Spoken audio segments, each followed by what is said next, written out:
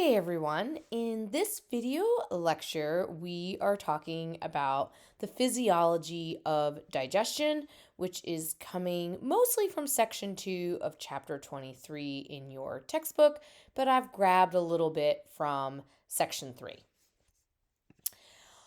First and foremost, what do we even mean by digestion? Well, the thing is, the food that you eat often comes in pretty big pieces. Those compounds can be large and insoluble in water, and both of those things are going to make it difficult for us to access and absorb the nutrients from those food items that we have so kindly provided to our tummy.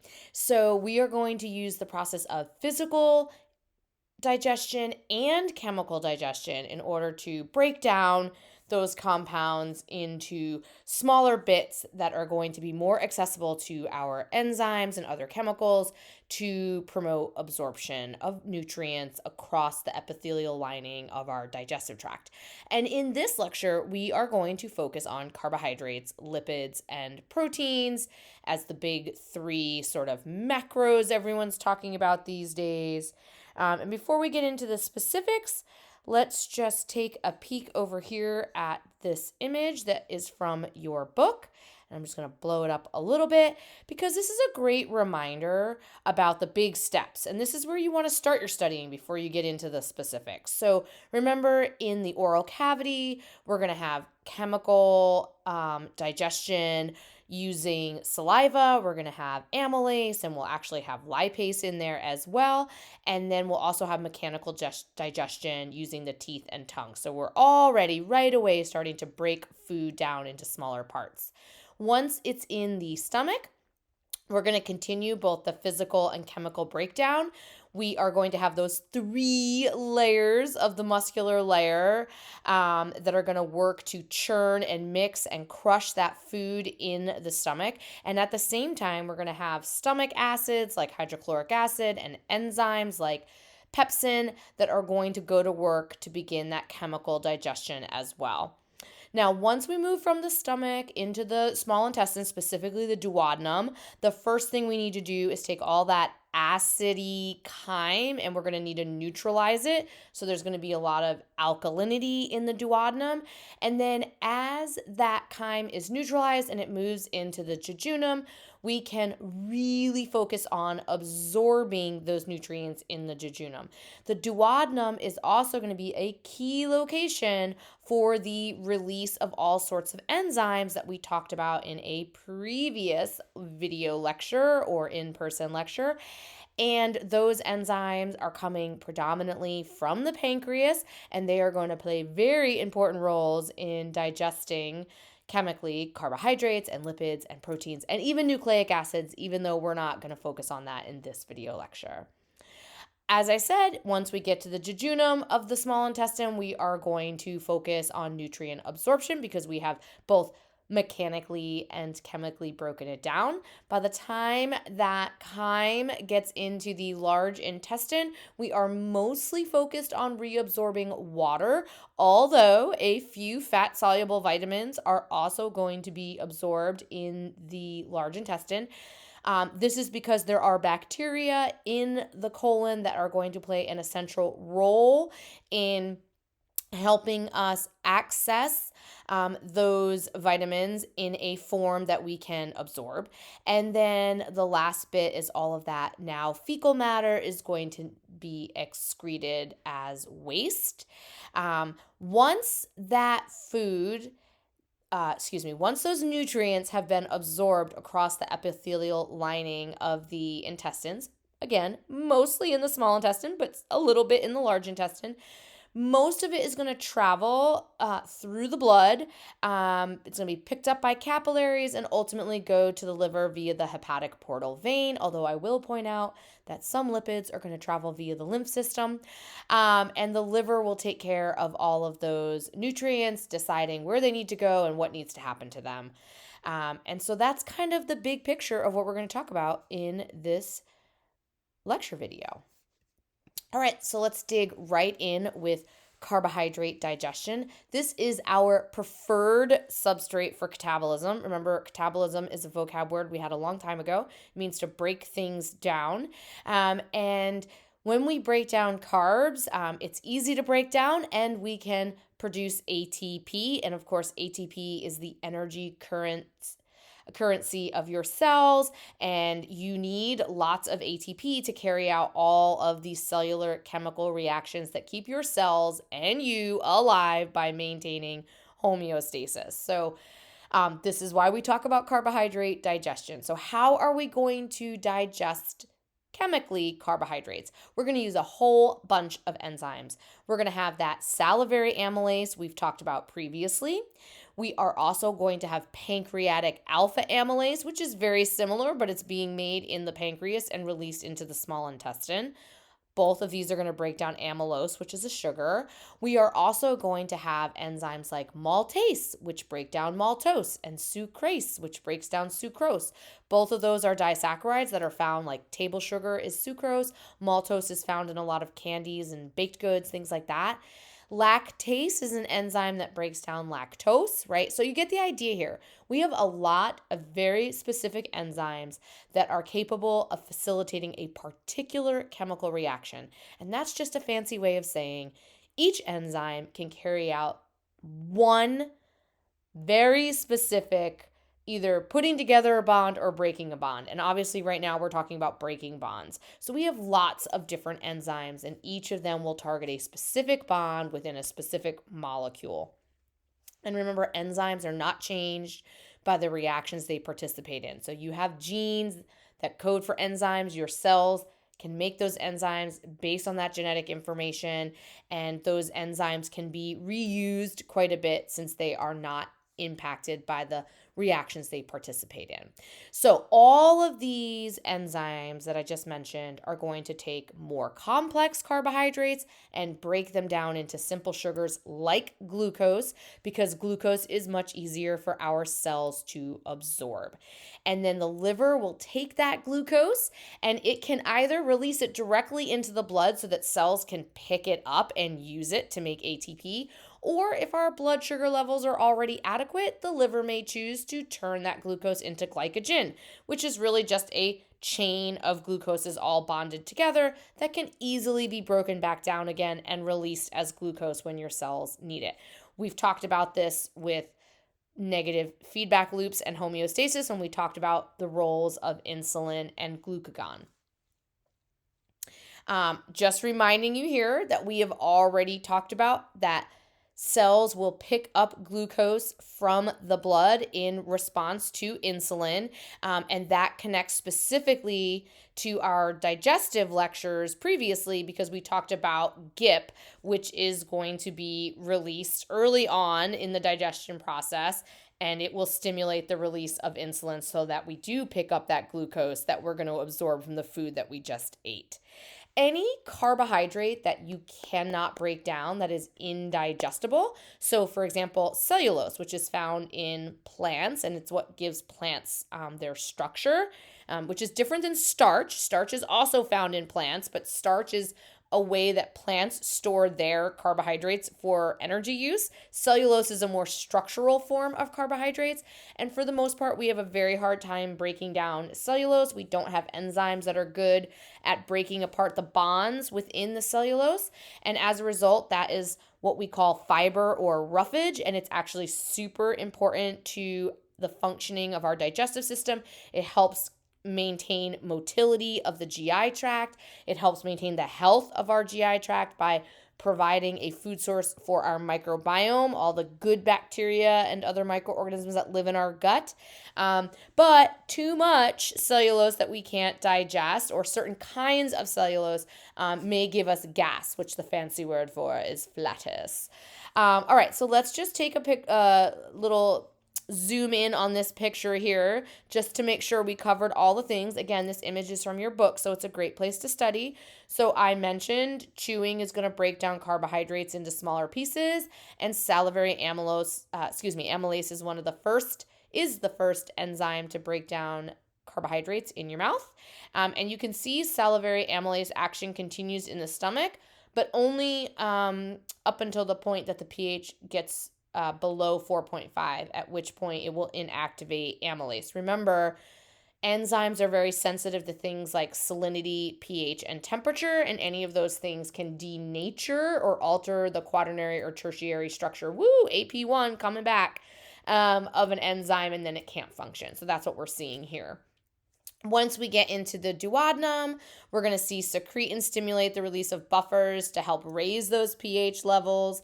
This will be very helpful because cholecystokinin, or CCK, is going to release lots of enzymes from the pancreas, including alpha amylase, which acts just like salivary amylase, and it's going to need that higher pH to function.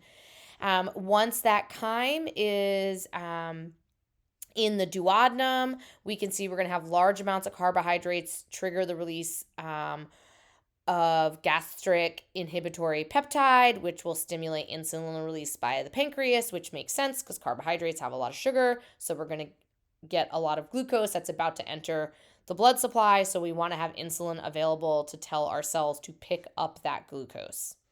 And again, anything indigestible will move through the GI tract, and the activity of bacteria on that indigestible material may lead to intestinal gas. And then this little picture down here is just reminding you that our epithelial cells that line the jejunum are capable of secreting enzymes, including things like maltase and sucrase and lactase that I mentioned earlier, that will break down carbohydrates into simple sugars so they can be absorbed by the epithelial cells that line the small intestine, and those simple sugars will travel to the liver via the hepatic portal vein, and once they're in the liver, they can be released to the blood or stored as glycogen. So again, just trying to showcase to you that these images in your book are really quite nicely done, and if you walk your way through them and talk your way through them, it's a great way to study. So lipid digestion is a little bit different because lipids are not a polymer. Remember, we talked in AP1 about how most of these macromolecules were polymers made up of repeating subunits, and each repeating subunit was bonded together with a covalent bond. But lipids are a little bit different. They had that big glycerol at the top, and then they had fatty acid tails hanging off, so they don't really have that repeating monomer business going on, which does make them a little more challenging, along with some chemical reasons. It makes them a little more challenging to break down because there's not the same kinds of bonds in them for enzymes to work on. So we're going to see a little bit of a different process here with lipid digestion. So first and foremost, lipid digestion begins in the mouth with lingual lipase, which can take triglycerides. Those are those lipids that have a glycerol with 3 fatty acid tails hanging off of it, into monoglycerides. They would just have one, and they're fatty acids. So they're going to separate the glycerol from the fatty acid tails, and that's what lipase can do. Now, the problem is it's hard to now break down those large molecules because the glycerol and each fatty acid is in and of itself a very large molecule. So we're going to take advantage of bile made by the liver, stored in the gallbladder, because bile can emulsify lipid droplets into tinier lipid droplets. And those tinier droplets will make it easier for our enzymes to get at those bonds and break down those lipids into smaller pieces. So we're going to have pancreatic lipases that are released when CCK is secreted, and they can break down the lipids through their enzymatic action. And what we're going to see before that happens, or kind of at the same time, is that we're going to have bile salts that also come into the duodenum as a result of CCK. So the bile salts are going to be emulsifying the lipids, taking big droplets of fat and splitting them up into smaller droplets of fat, which will then allow the pancreatic lipases to get access to the lipids to break apart triglycerides into monoglycerides and fatty acids. And then what will happen when we get small enough bits of lipid, the bile salts can actually form these complexes around these little lipid droplets, and that's called a micelle. And that micelle, like micellar water, that's used for makeup remover. Think about that for a minute. Those little micelles are able to sort of stick to or adhere to the lining of the epithelium. And when they do that, the epithelium of the GI tract can actually change the micelle, the epithelial cells can actually change the micelles into what we call chylomicrons, which is a fancy word for lipoproteins. So if you look at this picture over here, we're going to have the micelle, which is lipids surrounded by a whole bunch of bile salts. The epithelial cells lining the intestines are able to absorb, when the lipid is in a micelle, it can take in the monoglycerides and fatty acids that are inside the micelle, leaving the bile salts out in the lumen of the GI tract. And that's important because we can actually reabsorb those bile salts and return them to the liver to make more bile. And your body loves to recycle. But now we've got those monoglycerides and fatty acids inside the epithelial cells of the digestive system.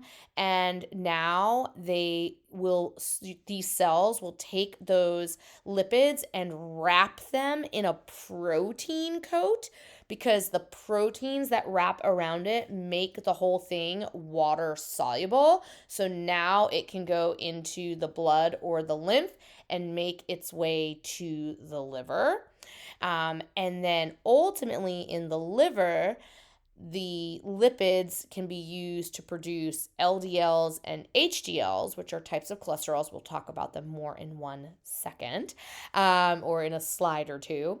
But I wanted to just again walk you through this picture a little bit. So here's the lipid inside the micelle. The lipids will diffuse across into the cell lining the GI tract. And actually in here, we're going to see that new triglycerides are formed. We just broke them down, but now we're building new ones. And then we're going to coat those with these with these proteins. We're going to wrap the lipid with the protein, and that is called a chylomicron. That can then be exocytosed out into the interstitial fluid. And from here, this chylomicron can be suspended in the interstitial fluid, but they're usually too big to get into the capillaries. And so as a result, they're more likely to move into the lymphatic system. And then from the lymphatic system, they'll end up traveling to the thoracic duct and eventually get dumped into the cardiovascular system or into the blood supply again. So they do end up in the blood, but they're just taking kind of a circuitous route. So here are the final steps. So here we have that chylomicron in the lymph vessel. And then you can see from these lacteals is what they're called, but from these small lymph vessels, they're going to travel to the thoracic duct. And of course, from the thoracic duct, they'll dump into the left subclavian vein. They're going to pass through the pulmonary circuit. Eventually, they'll get to the systemic circuit. And that's how they'll end up reaching the liver. And from there, the liver can do what it thinks needs to be done with that, which most likely means it's going to release the fatty acids, and then it can go to like skeletal muscle as energy storage or be stored in adipocytes, any place you have fat cells. So lots of options there. Now, the other thing we need to remember is what's happening in the liver specifically. So I mentioned LDLs and HDLs from the lipids that we're absorbing from the gut. So when the liver absorbs those chylomicrons, it can create low density lipoproteins or these things called very low density lipoproteins. So LDLs and VLDLs. I know it sounds like I'm making these names up, but I swear I'm not. All right. So we don't care that much about the actual process of making these, but yeah, whatever, it's right here. So to make these LDLs, we're going to remove the triglycerides from those chylomicrons, and then we're going to add cholesterol, and the surface proteins are going to be altered. So, and you can see the VLDLs are going to contain triglycerides that are manufactured in the liver, plus we're going to add some phospholipids and cholesterol. Some of the cholesterol is used by the liver to synthesize bile salts, which is also important, and then excess cholesterol is excreted in the bile. So a lot of things happening, but let's just focus on a few steps here. So we've got our chylomicron. We can produce VLDLs or LDLs. Now, the VLDLs are kind of the least interesting because they're just going to head off to muscle and adipose tissue, which is what I showed you on the previous slide. So they're going to serve as an energy source or an energy reserve. But the little bit more interesting process here is that when the lipids are used to make LDLs, the LDLs will then enter the bloodstream and will be delivered to the peripheral tissues. Now, this is a good thing because your peripheral tissues and the cells of those tissues, they need the contents of those LDLs. So the LDL will join, it'll be endocytosed into the cell. It'll meet up with a lysosome, which will break it down into its component parts. And then all of the goodies in there, whether it's cholesterol or whatnot, can be used in the synthesis of membranes and cell membranes and hormones, right? So that's a good thing. But if there's more than what the cell needs, then the excess cholesterol will be released. So any cholesterol not used by the cell will diffuse out of the cell across the plasma membrane. Now, as long as there are HDLs available, then the excess cholesterol will be picked up by the HDL, and then that HDL will carry it back to the liver, where in theory the cholesterol should be extracted, and then any excess cholesterol will be excreted with the bile salts. Now, here's the problem. If you don't have enough HDL in your blood, it can't pick up the extra cholesterol that's been released from cells that didn't need it, which means there's just a whole bunch of cholesterol floating around, which in turn could create plaques in your blood vessels. That would not be good. And so that's why we want a certain amount of HDL. We don't want a zero level of HDL because we want the HDL available to pick up excess cholesterol. So when we measure cholesterol, we look at both the HDL and the LDLs. So the LDL, this is the one that first of all, we don't want our cholesterol to be over, say, about 200. But within those two numbers, we're going to look at the number for LDL and the number for HDL. We don't want a super high LDL and we don't want a super low HDL. We don't want either one of them to be too high, but we definitely want a high, we want enough HDL to be able to pick up that excess cholesterol. So that's why HDL is sometimes called the good cholesterol, whereas LDL is considered like the bad cholesterol if there's too much there. So this is an important thing in a clinical setting because high cholesterol puts people at risk for coronary artery disease and heart disease and stroke, right? So these are big health issues that are connected to cholesterol levels. So understanding at least the basics of this process is important to understanding, for example, how cholesterol medicines work. Okay, so how do we even use lipids? Well, lipids are actually great for energy and they're really good for storage because they're easily stored. They're very stable molecules and that's great. And they can be broken down, triglycerides can be broken down into glycerol and fatty acids through the process of lipolysis. And then that glycerol can be converted directly to pyruvate for the citric acid cycle, which we learned about in a previous lecture. And the fatty acids can be converted directly into acetyl-CoA via a process called beta oxidation, which is incredibly efficient, which means, again, we can use this to make ATP for the cell. But here's the problem. While making energy from fat can be quite efficient, it is not quick. And the reason why is because lipids are not water soluble, and that makes it really difficult for enzymes to access. We had the same problem back in the lumen of the GI tract, right? So it's a much slower process than breaking down carbohydrates to make ATP. So this is why your body will preferentially opt into using carbohydrates if they're available to make ATP because it's quicker and faster. but technically using fat is more efficient. You're going to get more energy out of it than you do out of carbohydrates, which is just, an interesting little aside. So here is an image real quick. Don't panic. I know these are really ugly, but I just wanted to remind you. Let me see if I can make this so you can actually see it. Okay, so note that we're starting with our triglyceride. There's our glycerol with 3 fatty acid tails, our triglyceride. And then if I blow this up and try not to make you dizzy, there we go. Okay, so here's our triglyceride. Now what we can do is we can split the glycerol off and then free up the fatty acid tails using things like lipase.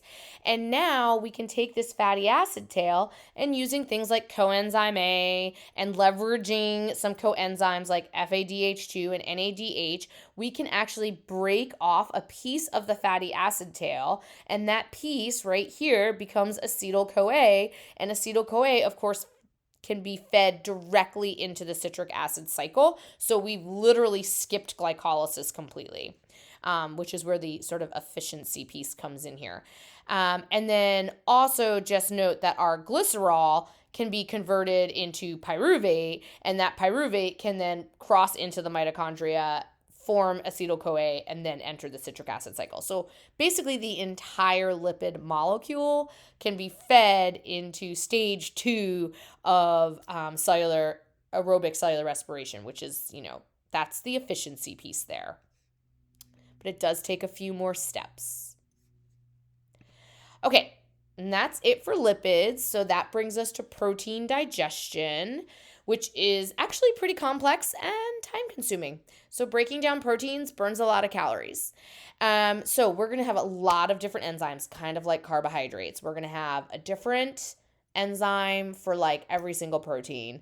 It's basically, it gets all the way down to the actual like what amino acid is peptide bonded to what amino acid. That's what's going to determine what enzyme is going to be able to break that bond in order to break that protein down into individual amino acids. So things like pepsin and trypsin are going to play important roles, and each of them will act on one of those specific peptide bonds. This is going to start in the stomach and finish in the duodenum. So that's the location of protein digestion, not starting in the mouth like carbohydrates and lipids.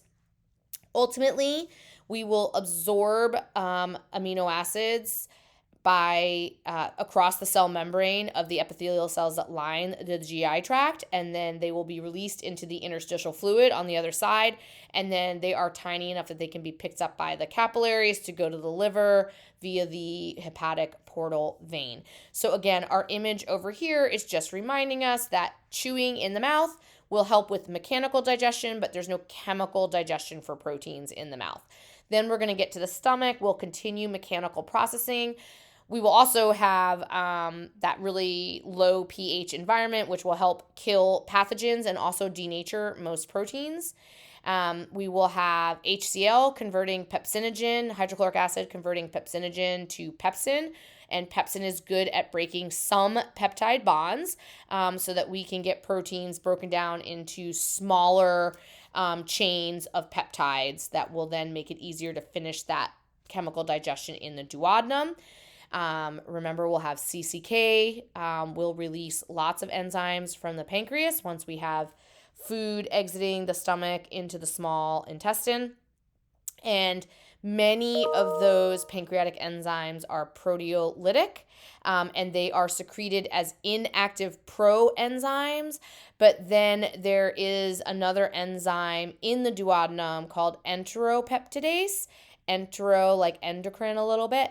So that one will then convert many of these proenzymes into active enzymes. It's just an example of where there's multiple layers or multiple steps to get these enzymes active.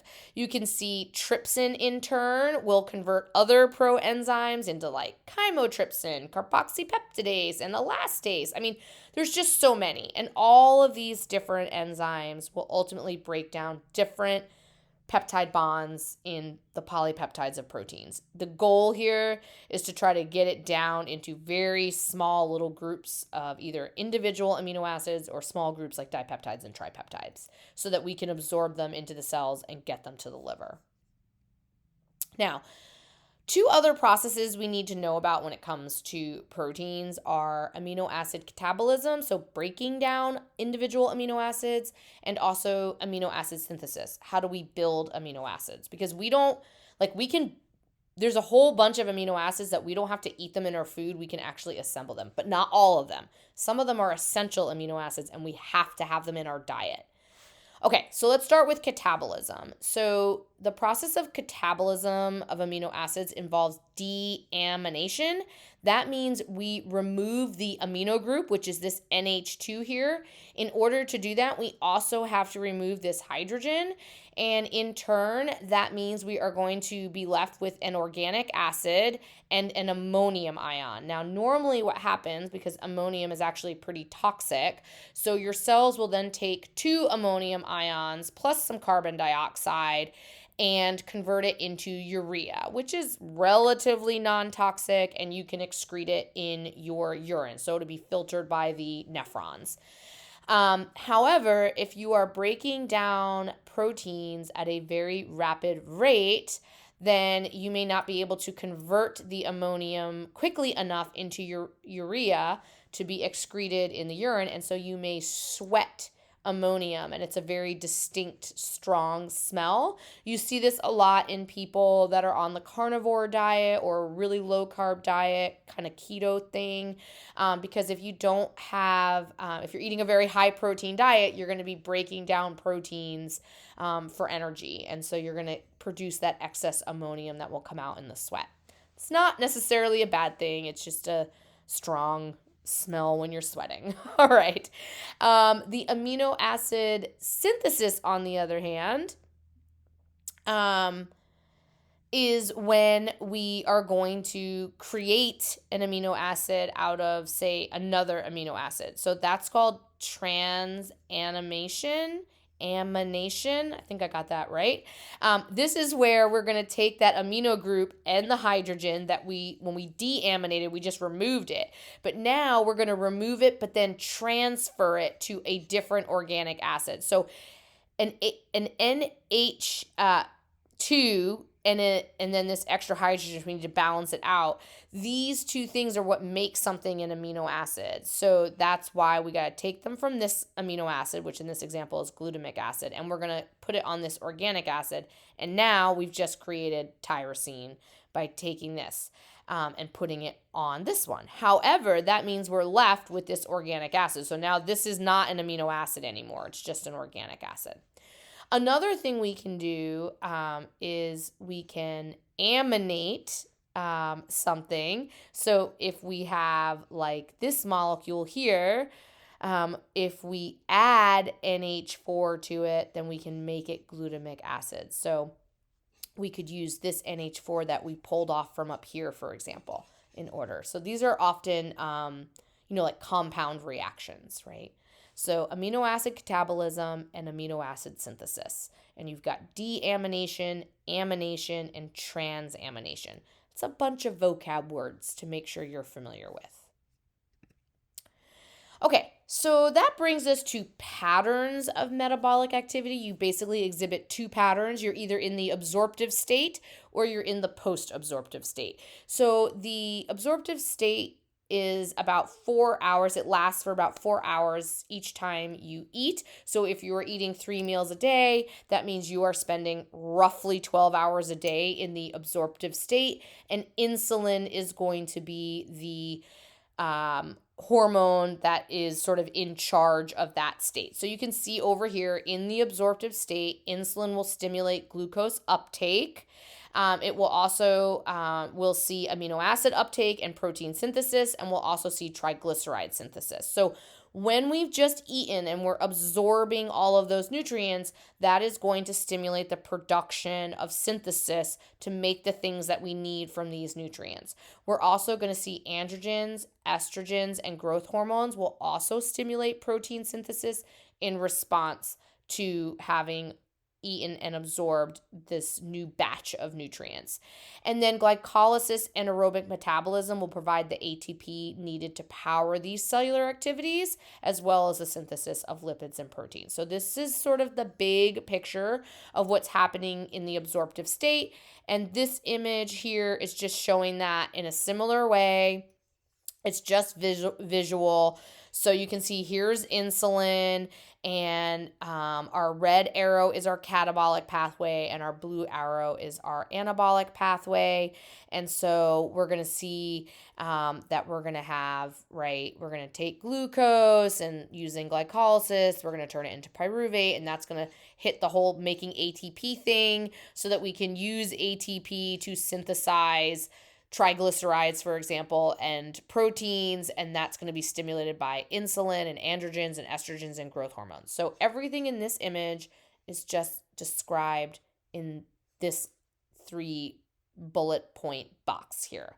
Now, the post-absorptive state is essentially while you're sleeping or fasting, and this is where you are going to rely on energy reserves to meet your energy demands. And what we're going to see is that what's controlling the post-absorptive state is going to be things like glucagon, which is going to help break glycogen down into sugar or glucose to make it available to your cells. We're going to have epinephrine, glucocorticoids, and growth hormone. So you can see in this little box, it gives you the 3 bullet points of what's happening in the post-absorptive state. We have glucocorticoids stimulating the mobilization of lipid and protein reserves. So we're going to start using the reserves that we have. Glucagon, as I mentioned, is going to help release glucose by breaking down glycogen. And so instead of metabolizing the free glucose that's in our blood, we're going to add some of that, but we're also going to encourage tissues to move away from glucose metabolism in order to try to stabilize those blood glucose levels. So this is a good time for your cells to use other sources of energy when you're in the post-absorptive state. And then epinephrine is going to be really important for that glycogenolysis in skeletal and cardiac muscle. So remember, the liver sent that there in order to have that reserve, and so now you'll be able to use that. And we'll also have lipolysis going on in adipocytes, so they're going to break down lipids there in order to provide energy for your cells. So just using alternatives to freely available glucose that you just ate, because it's not freely available because you didn't just eat, because it's been a while. All right, that brings us to nutrition. Important to point out that you need lots of vitamins and minerals to be healthy. Vitamins are organic molecules and minerals are inorganic, and it has nothing to do with pesticides. It has everything to do with the presence of carbon and oxygen. All right, so these are chemistry terms, not grocery store terms. All right, so fat-soluble vitamins include A, D, E, and K, and a lot of these will be absorbed in the large intestine. Water-soluble vitamins include the vitamin B's and C's, and also a lot of your coenzymes. Important to note that B12 really only comes from animal products, including bacterial animals like yeast, for example. So that's the one thing that if you are on a vegetarian or vegan diet, you really have to watch the B12. There are plants that have it, but you have to eat a lot of them and you have to be really conscious of it. So, or take a supplement. But then that supplement may come from an animal source, so it gets tricky. All right, so it's just something to keep an eye out for in order to be your healthiest. And then the other thing for vegetarians and vegans is that like lots of dairy products and meat products have complete proteins. They have all the amino acids. Plants do have all the amino acids, but not all plants have all essential amino acids. So you have to make sure that you're eating a combination of plant products to get all of the essential amino acids. So again, it just takes a little bit of planning and making sure that your plant-based diet has a diverse amount of leafy greens and legumes and things like that in order to get all of those essential proteins. Totally doable, just requires knowledge and planning. All right. I would be remiss if I didn't point out that it's super important for humans to keep calories within their metabolic range. In the US, we use that 2,000 calorie a day rule, but that's probably really not very accurate for most people. It's based on your, average 6 foot man. So obviously women would need fewer calories, and like taller people more muscular people might need more. So you really have to figure out what your calorie range is. Lots of daily exercise, moving more. We are a very sedentary society, and that's not good. It means we're not burning calories. It means we're not increasing our metabolism. It means our heart isn't working as well as it could. So a lot of consequences to not getting daily exercise of at least 30 minutes. And we need more whole foods and less processed foods, because whole foods have a lot of the things that we need, both nutrient-wise and fiber-wise. And we have a lot of processed foods that are so easy to eat, so quick to grab, so readily available, and often maybe even less expensive than whole foods. So it can be tricky to try to get that right range of calories using more whole foods and finding the time to make them and all that kind of stuff. The Mediterranean diet, though, is a great example of a healthy way of living. It's really not just about the food, it's the whole thing. But the Mediterranean diet is very low on meat, high on vegetables and legumes, nuts and seeds. And it really does, the science really does demonstrate that people who are on a Mediterranean diet consistently have longer lives that are healthier with reduced heart and stroke issues. So that's definitely a selling point.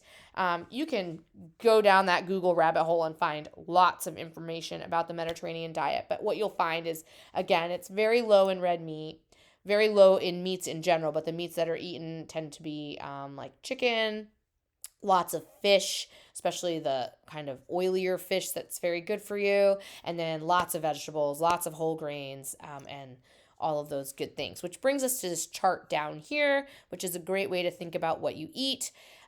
You want to have very little oils, even plant oils, which are way better than, say, like beef tallow or something. But even plant oils are very high in calories. They may be good for your heart, but they're still high in calories, so you got to watch them. Notice that you want lots of grains, lots of vegetables, a good amount of fruit. Dairy is great. It has lots of protein, and it has calcium, which is really important for your bones. And then, of course, protein is important for building muscles and bone, and lean proteins are best since that won't contribute to, heart disease or coronary artery disease or anything. So hopefully this supports what you may have learned in a nutrition class, or like you will learn when you take a nutrition class. All right, one last little bit on some brain stuff here is thinking about what regulates our appetite. So kind of you can think about it two ways. There's our short-term regulation of appetite and our long-term regulation of appetite. So in the short term, you have a satiety center located in the hypothalamus. And when your blood glucose levels go up, then that will increase your satiety or decrease your appetite, right? So if you have high sugar levels in your blood, you will feel less hungry. That probably makes sense. You also have some hormones that influence the satiety center. So things like CCK seem to suppress appetite during the absorptive state. And then also the stretch receptors that are all along the digestive tract, but especially those in the stomach, cause a sense of satiation and suppress appetite. And that's probably due to some of those hormones that are actually binding to cells in the satiety center that have been released from the stretch receptors in response to the stretch receptors in the stomach. But it does take about 20 minutes or so for those hormones to reach the satiety centers of the hypothalamus. And so that's why if you eat too fast, you eat more, because it takes longer for your brain to feel full. You also have a feeding center in your hypothalamus. So things like neuropeptide Y is a hypothalamic neurotransmitter that stimulates the feeding center and increases appetite. So higher levels of NPY would increase your appetite and hunger. And then there's a hormone called ghrelin. I think of it like gremlin. It's secreted by the gastric mucosa, and it also stimulates appetite. So what we see is when the stomach is empty, ghrelin levels get really high, and when the stomach fills, the ghrelin levels go way down. And what's interesting there is that there's another hormone that seems to interact with it, and that's leptin.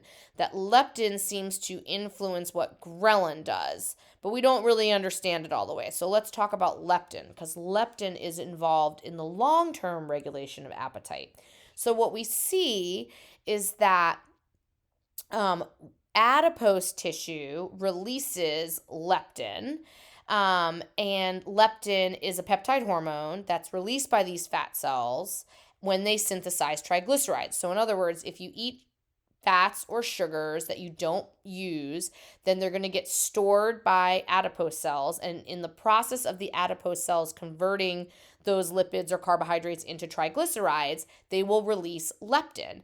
And when leptin binds to central nervous system neurons that control emotions and appetite, so think hypothalamus and maybe also limbic system, that results in appetite suppression. So it seems to be activating cells in the satiety center. But here's where it gets weird. Only low concentrations of leptin seem to be effective at triggering the satiety center.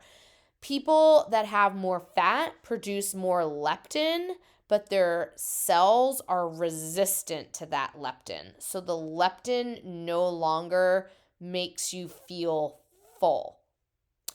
So that's tricky.